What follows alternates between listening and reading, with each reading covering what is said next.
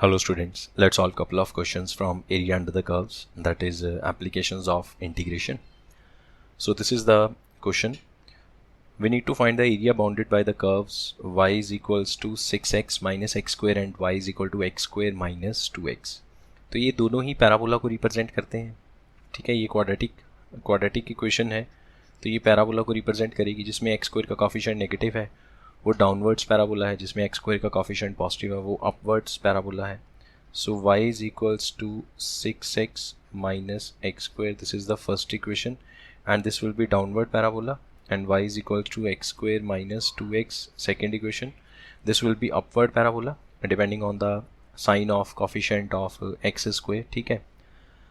अब downward parabola है, तो क्या ये एक्स एक्सिस को कट करेगा या नहीं करेगा, उसके लिए बहुत सिंपल सा जो रूल है वही अप्लाई करेंगे। हमने 6x माइनस एक्स स्क्वायर को 0 के इक्वल किया, मतलब y को 0 के इक्वल पुट किया, तो यहाँ से हमारे पास एक तो x की वैल्यू 0 आ जाएगी और एक x की वैल्यू आएगी यहाँ पे 6, ठीक है। सिमिलरली सेकेंड इक्वेशन में अगर y को 0 करेंगे, that means x square minus 2x is equal to 0, x is equals to 0 and x is equals to 2, दो ज़ीरोज़ मिल जाएंगी इसकी भी। अब इसका जो कॉमन ग्राफ है ना, वो प्लॉट किया जाएगा सो दैट कि ये देखा जाए कौन सा एरिया हमें फाइंड आउट करना है। सो फर्स्ट जो है इसमें, दैट इज़ एक्स 0 और x इक्वल टू 6, कहने का मतलब कि एक तो ओरिजिन हो गया 0 वाला और एक यहाँ पे कहीं पे 6 आएगा x एक्सिस के ऊपर। तो जो डाउनवर्ड पैराबोला है वो इन दोनों में से पास करेगा, सो उसकी जो शेप है वो कुछ इस तरह से बनेगी, है ना, ठीक है।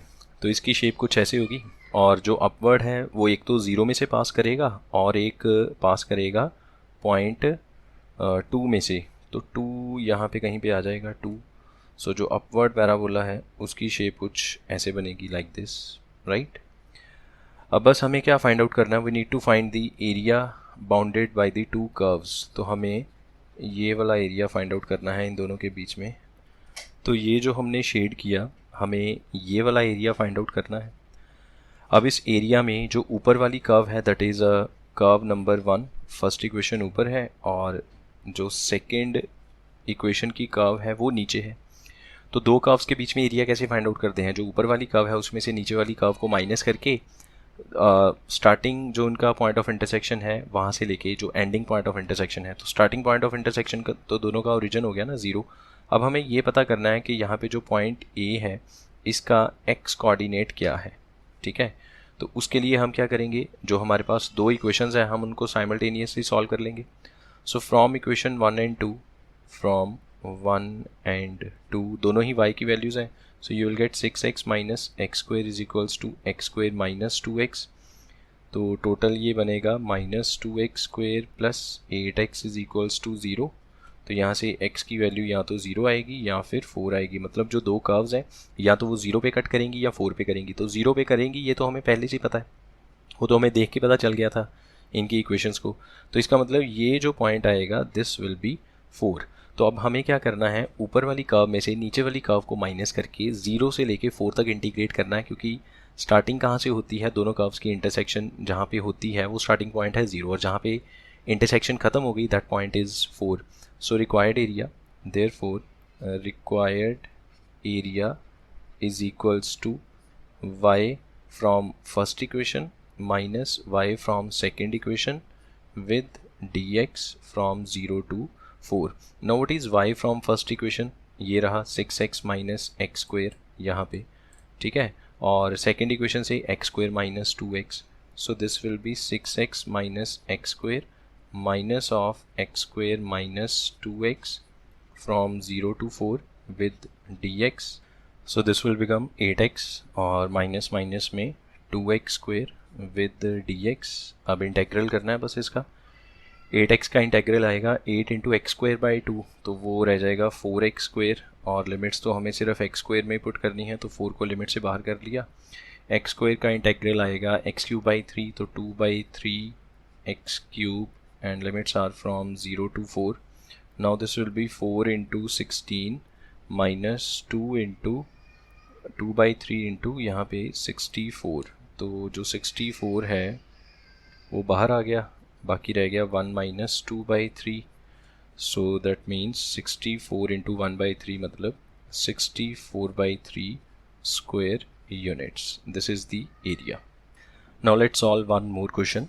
Prove that the curves y square is equals to 4x. Again ये एक parabola है, right handed parabola, and x square is equals to 4y, upward parabola. Divide the area of the square bounded by x equal to 0, y is equal to 0. तो x equal to 0 nothing but y axis, y is equal to 0 means x axis. x equal to 4 एक vertical line जो 4 में से पास करेगी, y is equal to 4 horizontal line जो y के 4 y axis पे जहाँ पे 4 होता है वहाँ से पास करेगी. तो वहाँ पे एक स्क्वायर सा बनेगा इन सबको मिला के. तो हमें ये प्रूव करना है उस स्क्वायर का जो एरिया है वो 3 इक्वल पार्ट्स में डिवाइडेड है. तो सबसे पहले तो इसकी डायग्राम ड्रॉ कर लेते हैं. सो हमारे पास सबसे पहले तो यहाँ पे ये रहा x एक्सिस और y एक्सिस. देन अब हमें चाहिए एक y square is equal to 4x वाली कर्व, और ये रहा right handed parabola y square is equals to 4x. Then x square is equals to 4y upward parabola like this, upward parabola something like this. ठीक है.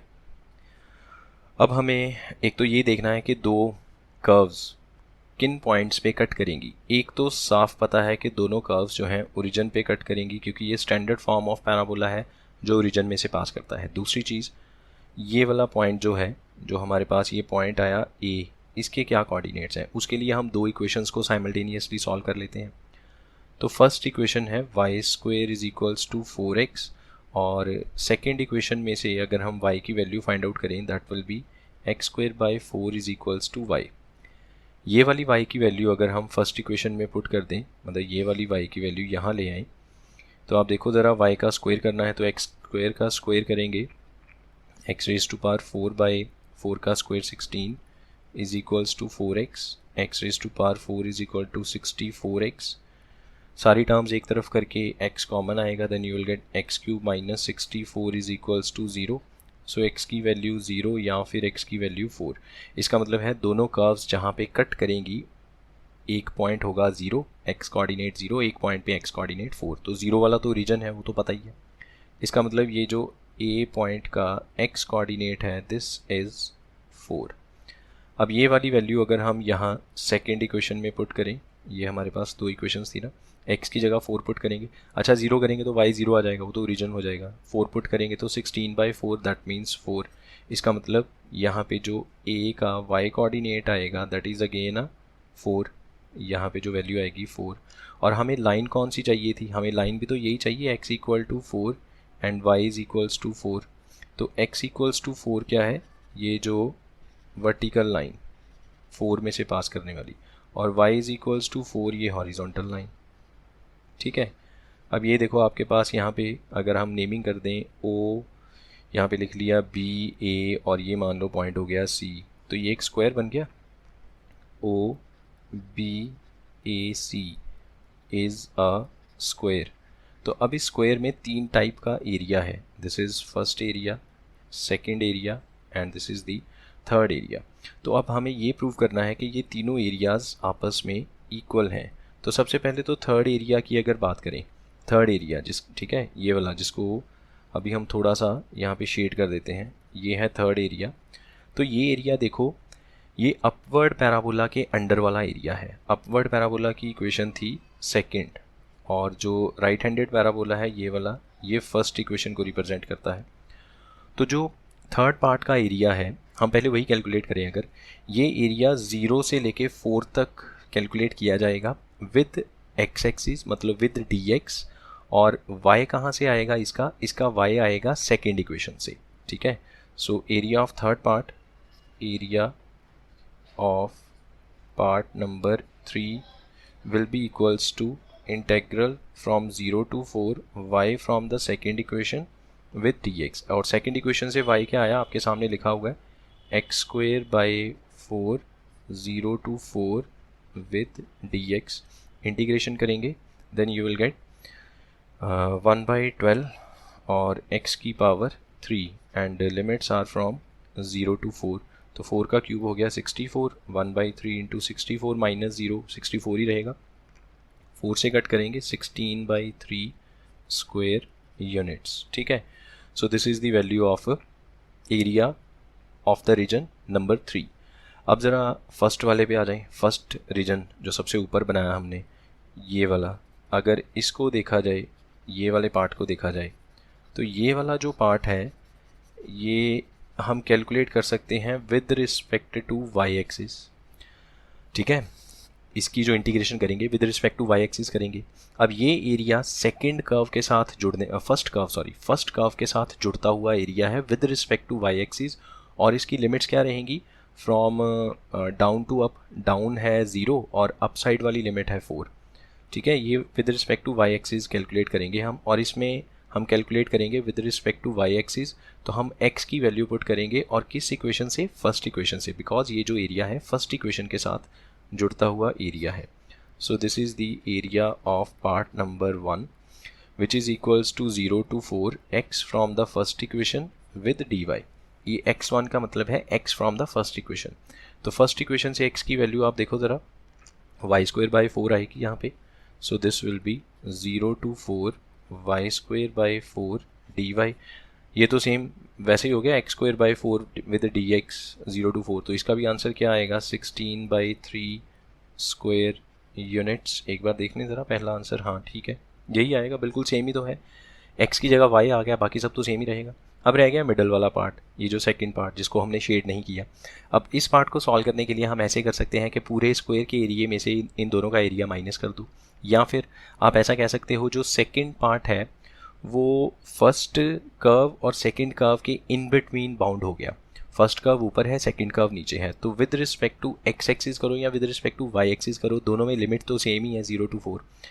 हाँ, अगर with respect to y axis करेंगे तो second curve आगे हो गई, first curve पीछे हो गई। हम सीधा सीधा with respect to x axis कर सकते हैं, या फिर हम ऐसे कह सकते हैं कि जो ये जो सेकंड पार्ट का एरिया है that is equals to area of square minus area of first part, area of third part. तो ये स्क्वायर जो बनता है इसमें साइड क्या है आप देख सकते हैं फिगर से, इसकी 4 यूनिट है साइड, सब जगह से 4 है ये। So area will be 16, so you will gate 16 minus 16/3 minus 16/3। Ultimately इसको सॉल्व करेंगे तो ये भी 16/3 स्क्वायर यूनिट्स ही आंसर आएगा। तो लास्ट आपने प्रूव कर दिया area of first part, area of second part and area of third part will be equal, hence proved. ठीक है, और आप ऐसे कह सकते हैं जो सेकेंड पार्ट का एरिया है, अगर आपने इंटीग्रेशन से सॉल्व करना है सेकेंड पार्ट का एरिया, तो उसके लिए अच्छा लिमिट्स तो 0 to 4 है, एंड हम कैलकुलेट करेंगे विद रिस्पेक्ट टू dx। देखें ज़रा ऊपर कौन सी कर्व है, ये वाला एरिया है ना, ये वाला बीच वाला एरिया। तो देखो उसमें येलो कलर की जो कर्व है वो ऊपर है, वाइट कलर की कर्व नीचे है। तो जो येलो कलर की कर्व है वो फर्स्ट इक्वेशन को रिप्रेजेंट करती है। दैट मीन्स आप यहाँ पे पुट करेंगे y from first equation minus y from second equation. Now what is y from first equation, तो फर्स्ट इक्वेशन से y की वैल्यू क्या आएगी, 2√x, और सेकेंड वाले से x²/4। So here it will be 2√x minus x²/4 with dx। अब इसको इंटीग्रेट करके आप खुद सॉल्व करेंगे और चेक कर लेना, इसका आंसर भी 16/3 आएगा। तो यहाँ से प्रूव हो गया कि दो कर्व्स जहाँ पे कट करती हैं with vertical line x = 4, horizontal line y = 4, वहाँ पे जो एरिया ऑफ स्क्वायर बनता है वो 3 इक्वल पार्ट्स में डिवाइडेड है।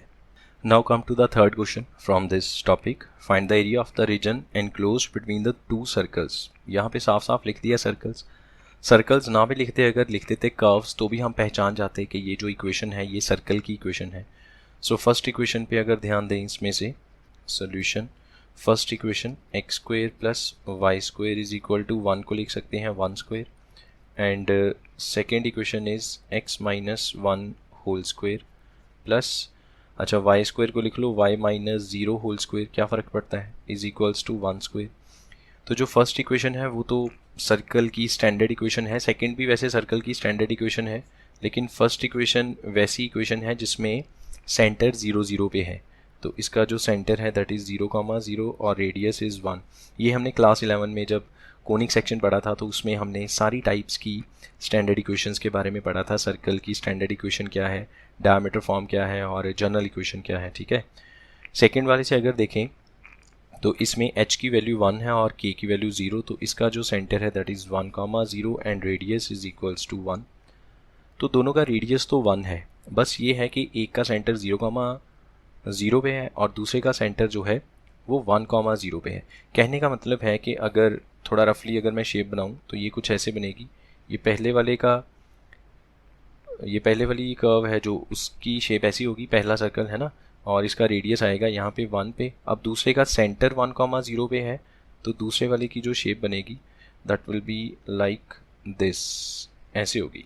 अब देखो दूसरे वाले का सेंटर 1,0 पे हो गया और इसका रेडियस 1 है, तो ये ओरिजिन तक जाके टच करेगा और यहाँ से ये 2 आ जाएगा, ठीक है ना। 1 जो है सेंटर है, एक यूनिट इधर हुआ, एक यूनिट उधर हुआ। अब ये जो भी पॉइंट होगा ये इनके मिडल वाला पॉइंट होगा। अब 0 और 1 के, क्योंकि दोनों सर्कल्स का साइज सेम है, दोनों का रेडियस 1 है, तो दोनों के जो पॉइंट ऑफ इंटरसेक्शन आएगा ये वाला बिल्कुल मिडल पे आएगा। तो ये जो पॉइंट होगा इसके कोऑर्डिनेट्स आएंगे 1/2, ठीक है। एक बार ज़रा फिगर को साफ करके बना लेते हैं। सो फिगर कुछ ऐसे बनेगी। ये हो गया आपका सर्कल 1 और ये हो गया सर्कल 2। सर्कल 1 का जो सेंटर है ओरिजिन पे है, सर्कल 2 का जो सेंटर है दैट इज़ एट 1,0 और ये जो 1 है ये पहले सर्कल का रेडियस है, दूसरे का रेडियस भी 1 है। और जैसा हमने कहा जहाँ पे ये दोनों कट करेंगे वो पॉइंट के कोऑर्डिनेट्स हाफ कॉमा समथिंग आएंगे। वो समथिंग क्या है हमें उसके बारे में सोचने की भी ज़रूरत नहीं है।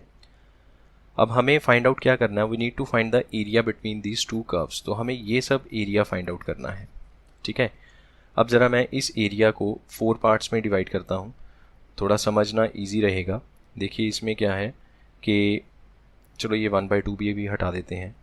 अगर इसी को ऐसे नीचे किया जाए लाइक दिस, तो देखो हमारे पास 4 पार्ट्स बनते हैं, 1, 2, 3 और 4, और ये चारों पार्ट्स का एरिया सेम आएगा। हर तरफ से फिगर सिमेट्रिकल है, तो किसी एक पार्ट का एरिया कैलकुलेट करके उसको 4 टाइम्स कर दो।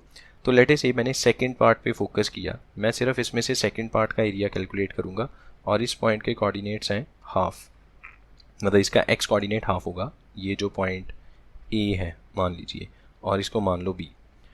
तो जो सेकंड पार्ट का एरिया है, सेकंड पार्ट का एरिया वो तो सिर्फ इतना है, ये सारा। और देखो ये एरिया किस कर्व के साथ टच करता है, ये सर्कल 1 को टच करता है विद एक्स एक्सिस को टच करता है। हाफ से शुरू होके 1 पे ख़त्म हो गया।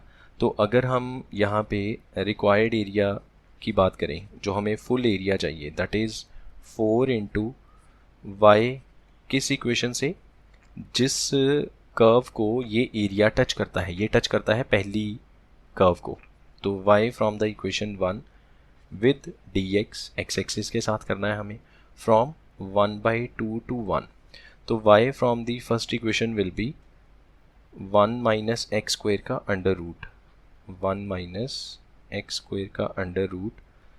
अब इस पे आप फार्मूला लगाओगे a square minus x square वाला, और फार्मूला वगैरह लगाने के बाद आप इसमें लिमिट्स पुट करके जब सॉल्व करेंगे then you will get 2π/3 minus √3/2 square units. Of course साथ में लिख लेना। So this will be the required area.